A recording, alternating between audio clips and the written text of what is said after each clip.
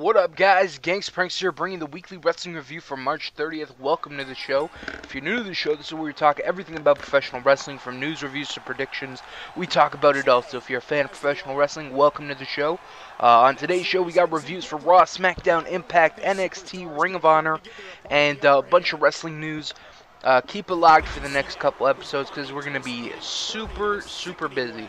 So in the next episode of Weekly Wrestling Review, we're going to have predictions for WrestleMania and the Ring of Honor pay-per-view, which is coming up, Ring of Honor Supercard, or Supercard of Honor. And then the next week, we have reviews for both pay-per-views, plus I'm hoping to review the TNA X Division pay-per-view, which is, I don't know when, but I know it's soon, so hopefully we can get that. I can watch that and review that as well, because I am looking forward to it. You know, all the stars from the past, so hopefully that comes to fruition within the next couple episodes, so look forward to that. I got a busy couple of weeks of wrestling coming up, but it's all good because I love watching it. So let's jump into the reviews for this week. Let's start with Raw. Raw was just alright. You know, there wasn't really anything big happened, you know, a lot of just building up towards the matches and stuff like that. So let's jump right into the review. First, we got CM Punk and Paul Heyman come out and they taunt The Undertaker about stealing the urn. And, you know, Punk's like, hey, I got to The Undertaker because I stole his urn. And I know that's going to piss him off and play mind games with him. The lights go out and Taker attacks Punk. So I'm liking the storyline, but it does feel kind of rushed. Like, I know it is like 5 weeks from... Well, I guess it'd be like 4 weeks from when it started to like to WrestleMania. I don't know, just to me it feels kind of rushed. I feel like there's so much more story they could have told. But the story that they have told, the whole Paul Bearer passing away thing, I think that's added a lot to the feud. And if Paul Bearer didn't pass away, I wonder how this feud would actually turn out. Would it be as good as it is? Would they have brought Paul Bearer in to kind of play a role in this? Probably, because, you know, you got Heyman in Punk's corner. So that's a possibility. But I'm really interested in like how this angle would have played out if Paul Bearer didn't die. I don't think it would have been as good. It would have been good, but like what's going on right now and how they're using death, I think it's really good. Like, some might say it's tasteless, but it's all entertainment. That's what it is. It's really good. Next we got Fandango comes out and is immediately interrupted by Chris Jericho, comes out and attacks Fandango. Jericho goes out for his match pretty much against Dolph Ziggler. Pretty good match. Jericho wins. After the match, Biggie Langston and Fandango attack Jericho. And this match at Mania, I think I talked about it last week. I don't remember, but it's too big for Fandango. Like his first, I like Jericho's promo. The promo he did backstage where he's like, you know, I'm a target in this company. I'm a former world champion.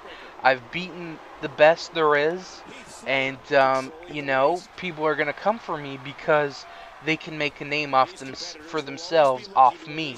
And I really like that promo that he did backstage, and that's a good way to build up the storyline. As far as Fandango, I'm starting to like him a little bit, to be honest. I really like this feud between the two, because, you know, you do have Fandango probably going to beat Chris Jericho and kind of solidify him as what's it called? They're going to try and solidify him as just a person who's capable of not only dancing, but, hey, he can take it to the next level, too. Next, we got Mark Henry taking on the Usos. This was a blah squash match. Henry wins. Next, we got Del Rio taking on Antonio Cesaro. Pretty good match. Cesaro wins by countout after Swagger comes out and attacks Ricardo Rodriguez. And Del Rio, you know, goes out and protects his buddy and attacks Jack Swagger. Next, we got Primetime Players taking on Team Hell No. Pretty good match. Hell No wins. Next, we got Triple H comes out, says he's going to kick Lesnar's ass at WrestleMania. As Triple H comes out, as Triple H leaves, Wade Barrett comes out for his match against Miz, and Triple H low blows Barrett. But then that leads into a match between Miz and Wade Barrett. Pretty good match. Miz wins. Now it seems like they're going to be, well, it doesn't seem like it. They are going to be doing IC title match between Miz and Wade Barrett. And to me, it's just like, he couldn't win the IC title. Why are you going to try and throw him in the, or he couldn't win the US title against Antonio Cesaro. Then why are you throwing him for the IC title against Wade Barrett? You know, what about the whole Bo Dallas thing? I think that storyline would have made more sense going into WrestleMania. What I think should have happened is kind of what they did with Matt Taven in Ring of Honor. They had Matt Taven defeat Adam Cole, and now I think they're doing a three-way between Matt Hardy, Adam Cole, and Matt Taven at Supercard of Honor, and that's what I think they should have done here. Have Wade Barrett take on Bo Dallas, have Miz come out, distract Wade Barrett, Bo Dallas rolls him up, wins the IC title. Miz, he still wants the IC title and wants to get his hands on Barrett. Bam, three-way at WrestleMania. That's how I would have done it, but that's just me. I think that would have made more sense, especially with the whole Bo Dallas thing. Like, they had the whole interaction at WrestleMania. They had a bunch of stuff on Raw and SmackDown, and then just done, gone. Well, but in Bo Dallas' defense, he's kind of busy, you know, with Bray Wyatt on NXT, and we'll talk about NXT next. And not some good words for NXT this week. Next, we got the Shield taking on Khali, Zack Ryder, and Justin Gabriel. This was okay. Shield win. Oh, Barrett versus Miz. It was a pretty good match. Miz won. So the Shield won their match, and after the match, Orton, Sheamus, and Big Show attacked the Shield. Next, we got Rhode Scholars versus Brodus Clay and Sweet Tea. Pretty good match. Rhode Scholars win. This is a nice little thing they're doing with the Bellas. You know, putting them in the Rhode Scholars corner, and then you get the whole Funkadactyls and Bellas and all that shit. I wonder how the whole Caitlyn Cody Rhodes storyline is gonna play out. We'll just have to wait and see, but yeah, that was about that. Next, we got 3MB taking on Ryback. Okay match, another squash match. Ryback wins. Next, we got AJ Lee taking on Caitlyn. Blah match. AJ wins by countouts. Hopefully, these two have a match at WrestleMania, because there is no Divas match, and this has been a long time coming between AJ and Caitlyn, and I would like AJ to win and, you know, be the Divas champion and beat her former friend and all that good stuff. So hopefully it happens at WrestleMania. That'd be awesome. Next, we got John Cena last but not least, we got John Cena and The Rock come out for a Q&A with a bunch of legends. You got Booker T, Mick Foley, Dusty Rhodes, Bret Hart. You know, Cena and The Rock, they just talk about how they worked their whole lives for their moment at WrestleMania and how they worked hard to get where they're at and all that kind of stuff. They go back and forth. It ends with Cena getting rock bottomed, which just came out of nowhere because, you know, Cena was getting all angry, took off his shirt, and, you know, kind of stepped to the Rock, tried to go for the AA, but got rock bottomed. So it was just alright. I think they could have done something else other than this. Like, you know, they've done the Rock concert. They've done the Rock doing the whole thing around Boston, you know, talking about the history of Boston and John Cena and stuff like that. And I just kind of think they're running out of ideas. I don't think this was like the right segment to kind of continue to push forward the feud. It was alright. You know, it was pretty good. I just think they could have done something else. I don't know what, though. So that was Raw. It was alright. And if you missed it, you wouldn't miss much. Next, you got NXT. NXT this week was not good, for the simple fact it wasn't really NXT. This was WWE taking over NXT for WrestleMania, kind of building towards that, so they had a little special WWE going to Road to WrestleMania kind of thing. So it was basically no NXT, and the reason I watch NXT is to watch the superstars that are NXT. Corey Graves, Conor O'Brien, Biggie Langston, Adrian Neville, Oliver Gray, Bray Wyatt, Bo Dallas, all those guys.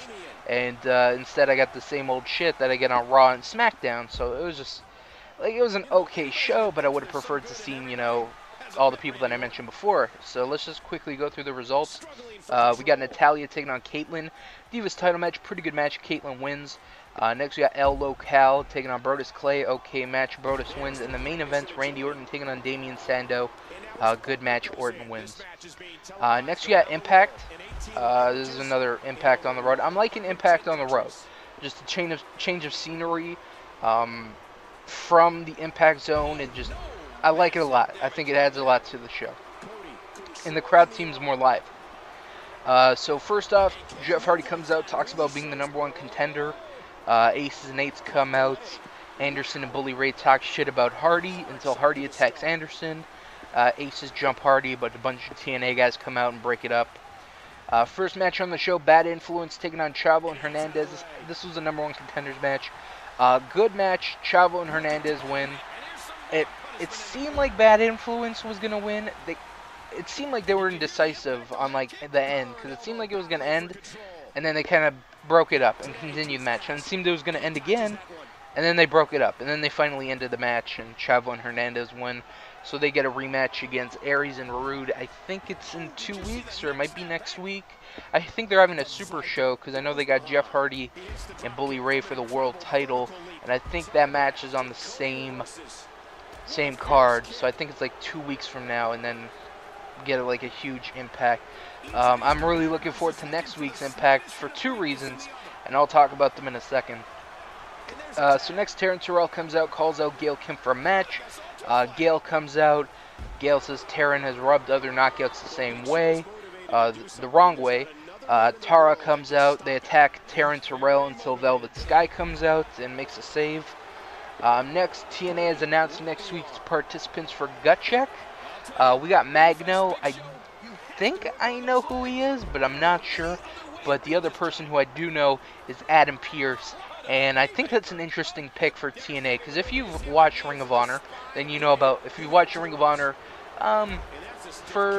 since like 2006, you know who Adam Pearce is, and you know how good he is. You know, he's good in the ring, he's good on the mic, he's really good on the mic, and I think he'd be a perfect pick, or a perfect person to bring to TNA. He's a solid heel. And TNA, you know, they have the whole Aces and Eights thing, but I think they need a guy that's just kind of solo and is a good heel. Because you got Aries and Rhode, but they kind of have that tag team dynamic.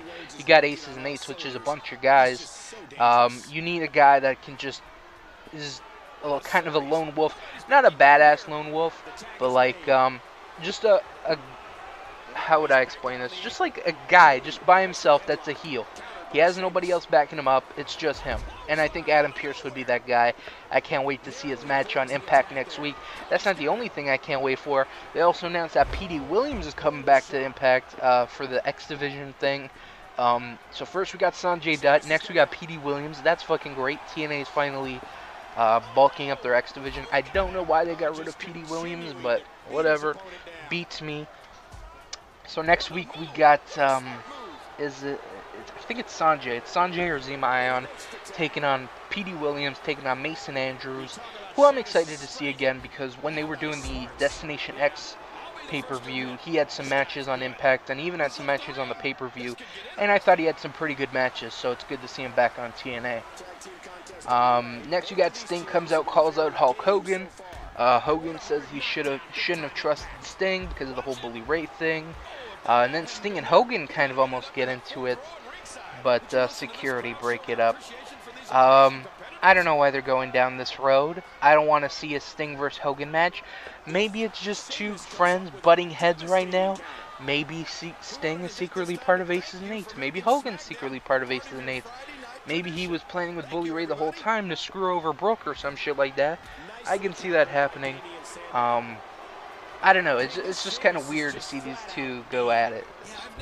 I don't know. Next, you got a 6-man tag. James Storm, Eric Young, and Kurt Angle taking on Aces and Eights. Pretty good match. Aces win.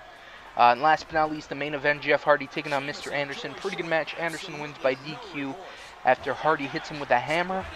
After the match, Hardy brings out tables, ladders, and chairs.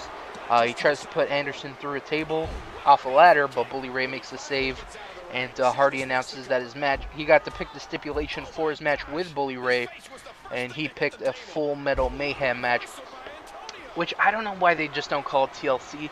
I think WWE might have it trademarked, but it's pretty much the same thing, and they try and make it seem like, oh no, it's tables, ladders, chairs, and the steps, or tables, ladders, chairs, and they try and make it seem like it's an all like steel kind of pay-per-view, or not all pay-per-view, but kind of match, you know.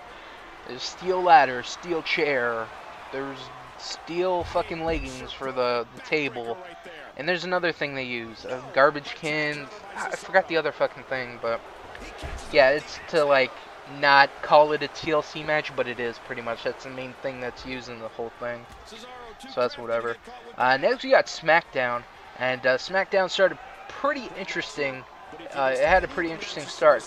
So The Rock comes out and talks about almost beating up an old lady for a Hershey bar, and just, you know, comes out and tells a bunch of stories. And then People Power John Laurinaitis comes out and says he hates Cena, so he wants to be in The Rock's corner when he defeats Cena.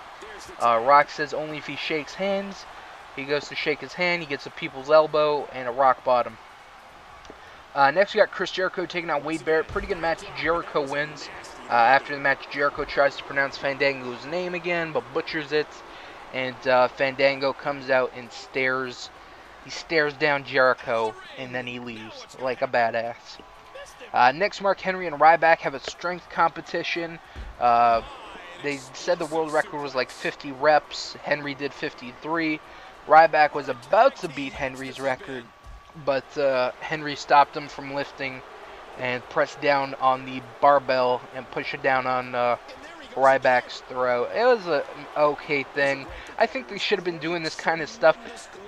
Not like this, but kind of like maybe the kind of things they did on NXT where, you know, all those little like games that they had to do. Maybe for this they could have, hey, hold this fucking tire and run around the ring and then run back up the ramp.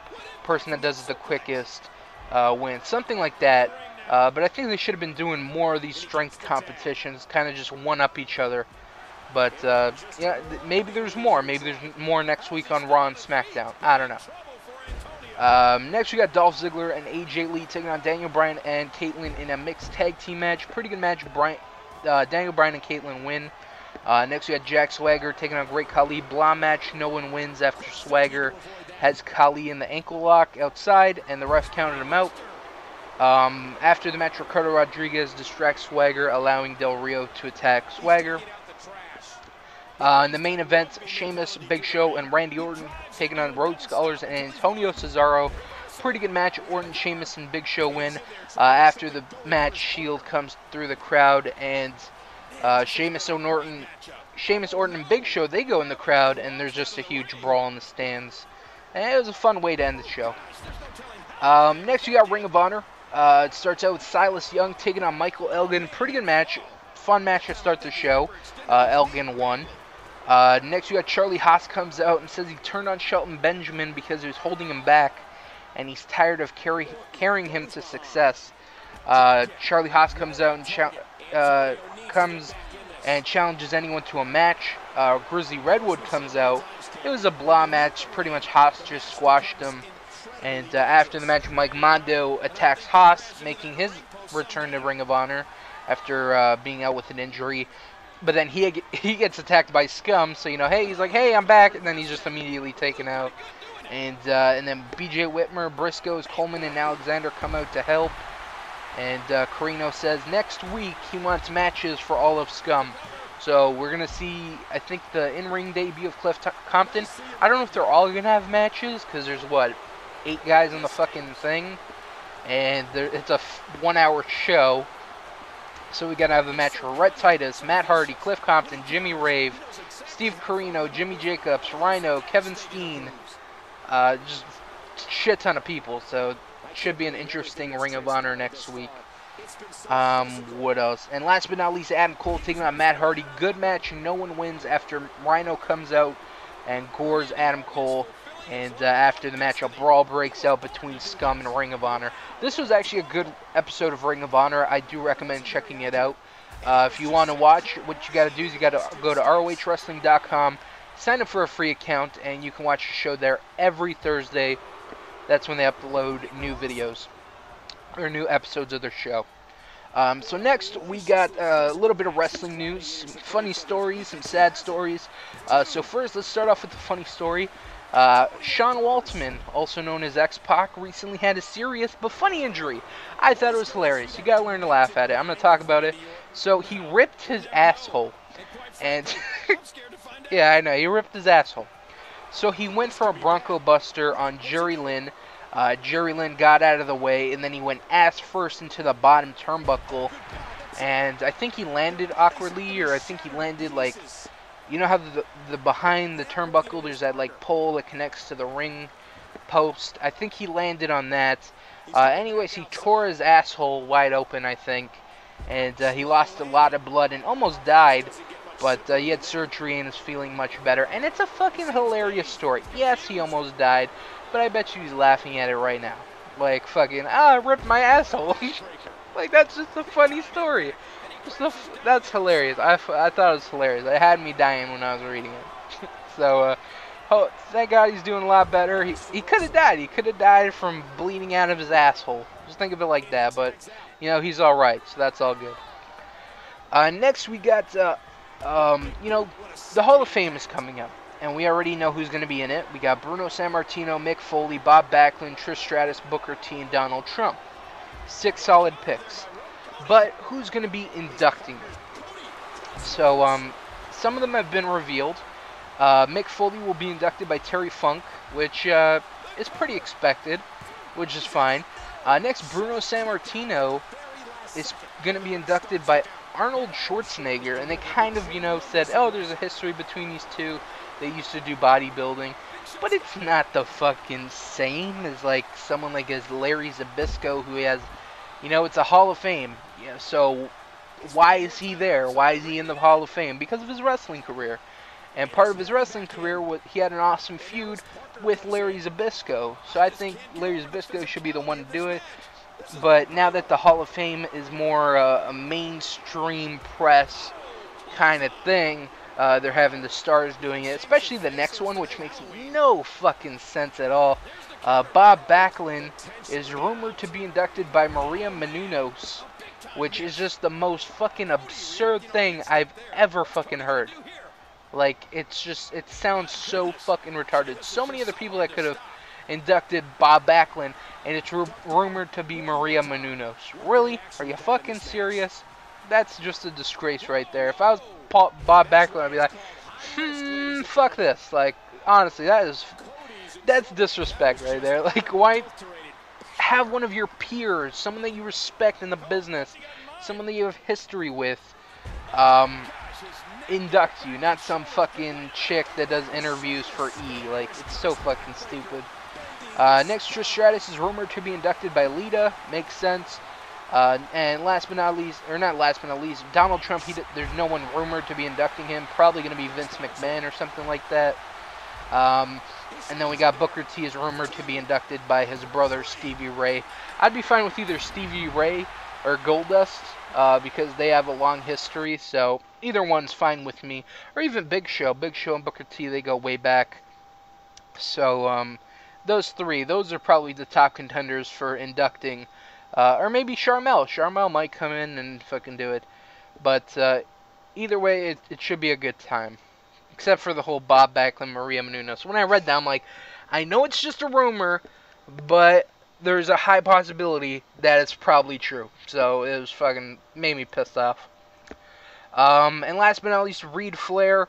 Ric Flair's son passed away at the young age of 25. He was found dead in his hotel room. He does have a history of drug abuse.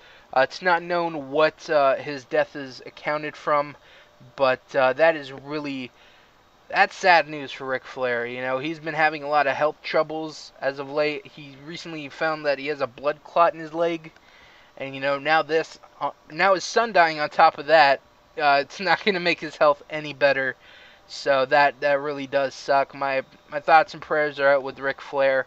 And to lose someone so young, Reed he was an upcoming wrestler. He was supposed to make his debut in TNA, but I don't think he ever came in. So that sucks. But I never watched the guy wrestle, so I can't really comment on his wrestling. But he did have his huge boots to fill. You know, his dad's Ric Flair. That's a lot of pressure on him, and I don't know if he took drugs because of that. But it might have played a role. We'll see. So yeah, I don't know if that had anything to do with it. I know that would be like a pressure cooker for me, but that's just sad news. That really is. Whenever someone that young dies, 25, like that's fucking crazy. His life didn't really even start yet. You know, that's fucking crazy. Just another fucking. If he died of drugs, it's just gonna be another wrestling statistic for people to say, you know, wrestling's dangerous and full of drugs, and look at all these people that died. And yeah, it's not ballet, you know. People get hurt. They have to take certain things to help their body heal, and that's how some people deal with it. Some people like CM Punk, who's drug free, preaches, "Hey, I don't take any of this shit. I don't drink to make me feel better. I just kind of let my body heal and stuff like that." So that's sad news, and that's all I can say. Rest in peace, Reed Flair. God damn it. I keep playing with something. I apologize. So that's it for the weekly wrestling review. Come back next week where we got reviews for Raw, SmackDown, Impact, Ring of Honor, NXT, and of course predictions for WrestleMania and Ring of Honor Supercard of Honor. So look forward to that. And then after that, we got reviews for hopefully the X Division pay-per-view, WrestleMania, and Supercard of Honor. So busy weekend of wrestling. Hope you guys are looking forward to it. Let me know if you're buying. What are you buying? Are you gonna buy WrestleMania? Well, I should probably be talking about WrestleMania next week. But are you gonna buy WrestleMania? Are you gonna buy the Ring of Honor pay-per-view? Are you gonna check out the X Division pay-per-view? Are you gonna check out one, not the other? Let me know in the comments. So I want to thank you guys for watching. Come back next time. Until then, guys, peace out.